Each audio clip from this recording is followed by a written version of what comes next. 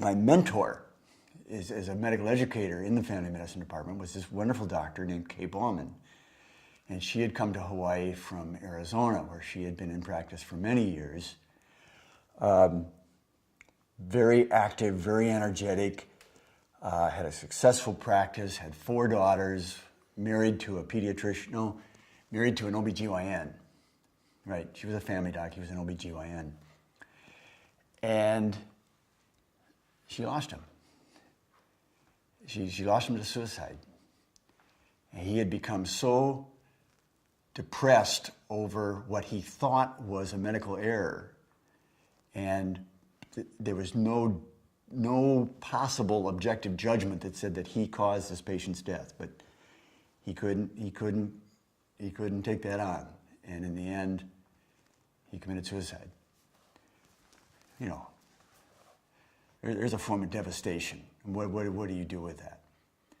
And what I give Kay such tremendous credit for is that she didn't crumble.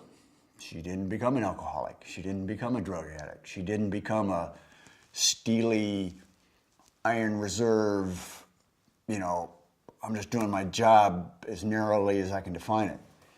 Instead, this was right at the start of the AIDS epidemic.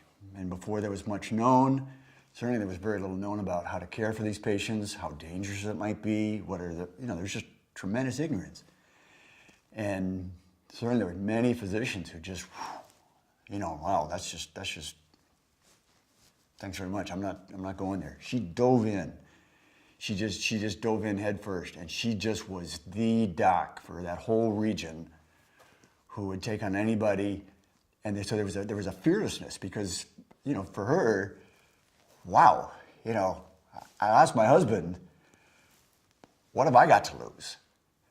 And it just opened her up that she could just go anywhere. So she'd tell me there'd be times when the whole clinic visit was just crying. Patient's crying, she's crying.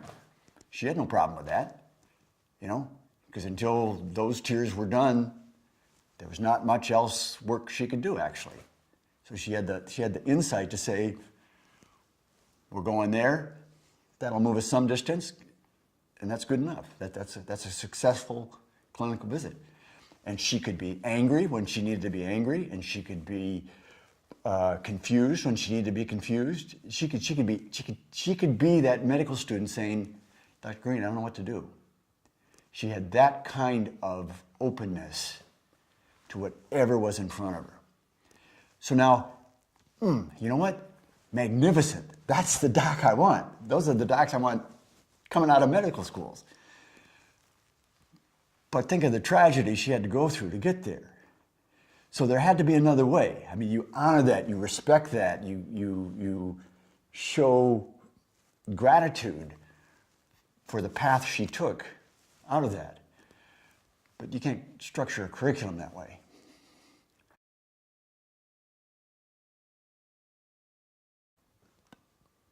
Medical students come into, I don't have a broad experience across a lot of medical schools. I know Wisconsin, I know Hawaii. I know their students most intimately. I know many other medical schools.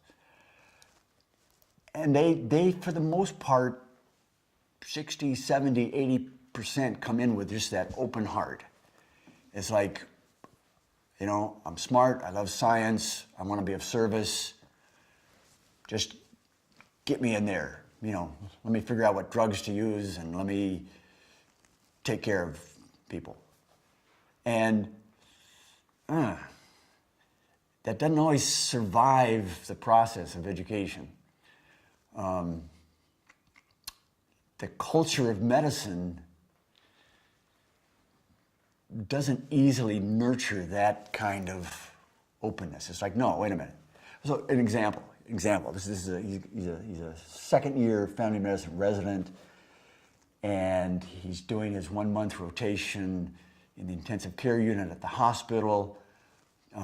It's a busy hospital. It's a busy unit. He's there overnight, as he often is. There's a woman there who is conscious, who is grieving, and he just, in the middle of the night, just goes and sits at her side. And I think he told me it maybe was 30 minutes that he was there. And he comes back out. And I don't exactly know the timing of this part, but his attending physician, his teaching physician, made a comment. It's like, what do you think you actually accomplished